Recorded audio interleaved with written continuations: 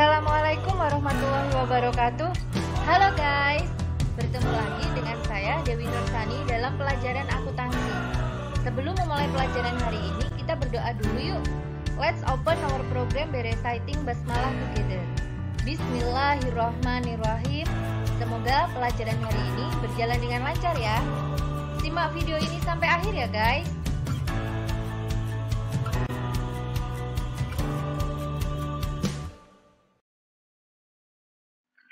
Pada pertemuan kali ini, kita akan membahas bagaimana cara membuat jurnal penyesuaian untuk piutang yang tidak tertagih, baik menggunakan metode langsung maupun metode tidak langsung.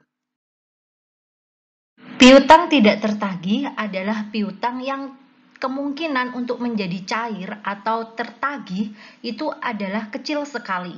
Kemungkinan piutang itu dilunasi atau menjadi kas itu sangat kecil sekali, sehingga perusahaan perlu membuat jurnal penyesuaian atas piutang yang tidak tertagih. Adapun bentuk dari jurnal penyesuaian atas piutang tak tertagih ada dua, yaitu bisa menggunakan metode langsung dan bisa menggunakan metode tidak langsung. Kapan menggunakan metode langsung? Nah, ketika piutang tersebut memang sudah benar-benar tidak dapat ditagih. Perusahaannya sudah bangkrut atau memang perusahaannya sudah benar-benar mengeluarkan surat pernyataan untuk tidak bisa membayar utangnya tersebut. Maka cara membuat jurnal penyesuaiannya yaitu dengan cara mengkreditkan akun piutangnya. Akun piutang langsung diposisikan di kredit sehingga piutangnya langsung berkurang atau hilang. Sebagai tandingannya, munculkan akun beban kerugian piutang. Nah, yang kedua, kapan menggunakan metode tidak langsung, yaitu ketika piutangnya masih ada kemungkinan untuk dibayar, atau perusahaan hanya membuat pencadangan saja atau perkiraan saja atas piutang yang tidak dapat tertagih. Cara membuat jurnal penyesuaiannya yaitu dengan mengkreditkan akun cadangan kerugian piutang. Debitnya apa? Debitnya sama dengan yang di atas dengan metode langsung, yaitu beban kerugian piutang. Nah, kalian bisa melihat di layar perbedaan antara metode langsung dan metode tidak langsung. Dikatakan metode langsung karena dia langsung mengurangi piutang. Piutangnya langsung dikreditkan. Dikatakan metode tidak langsung karena memunculkan akun baru yaitu cadangan kerugian piutang. Nah, di metode yang kedua ini kan tidak ada akun piutang kan? Yang ada adalah cadangan kerugian piutang. Nah, inilah perbedaan antara metode langsung dan metode tidak langsung. Mungkin ada yang bertanya, ini masuk ke akun jenis apa, Kak? Nah, kalau beban kerugian piutang yang atas dan beban kerugian piutang yang bawah ini, jelas dari namanya sudah terlihat ya, ini beban. Berarti masukkan ke akun beban. Dia masuk ke beban operasional kalau misalnya nanti di arus kas. Tetapi kalau ini cadangan kerugian piutang ini masuk ke aktiva. Dia perlakuannya sama dengan akumulasi penyusutan peralatan. Jadi dia adalah aktiva, tetapi sifatnya mengurangi aktiva. Oke, agar lebih jelasnya kita langsung ke contoh soalnya saja. Ini kita menggunakan metode langsung dulu ya. PT Camellia memiliki piutang dagang terhadap perusahaan CV Menoreh sejumlah 5 juta yang tidak akan dapat ditagih karena CV Menoreh sudah bangkrut. Nah, buatlah jurnal penyesuaiannya. Nah, kalau memang sudah bangkrut seperti ini, kita langsung buat jurnal penyesuaian menggunakan metode langsung. Nah, jadi seperti ini, debitnya beban kerugian piutang. Nah, karena di sini adalah piutang dagang, maka kreditnya ini saya tulis piutang dagang. Angkanya sebesar berapa? Nah, sebesar yang ada di sini 5 juta. Tinggal kita pindahkan di sisi debit 5 juta, di sisi kredit 5 juta. Mungkin ada pertanyaan yang muncul. Kak, gimana kalau ternyata tiba-tiba CV Menoreh di kemudian hari melunasi? Boleh nggak? Ini kan piutangnya udah dihapus. Bisa saja. Nah, ini saya tulis di bawahnya. Kalau tiba-tiba saja ya, CV menoreh ini kemudian melunasi, maka kita harus membalik dulu.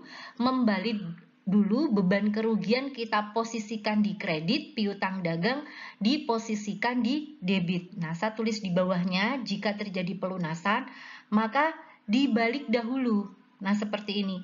Dibalik dulu, angkanya sama, sebesar 5 juta. Kemudian kalau sudah dibalik, barulah dimasukkan uangnya ke dalam kas. Kas debit, piutang dagang, kredit sebesar 5 juta. Nah, ini kalau terjadi pelunasannya.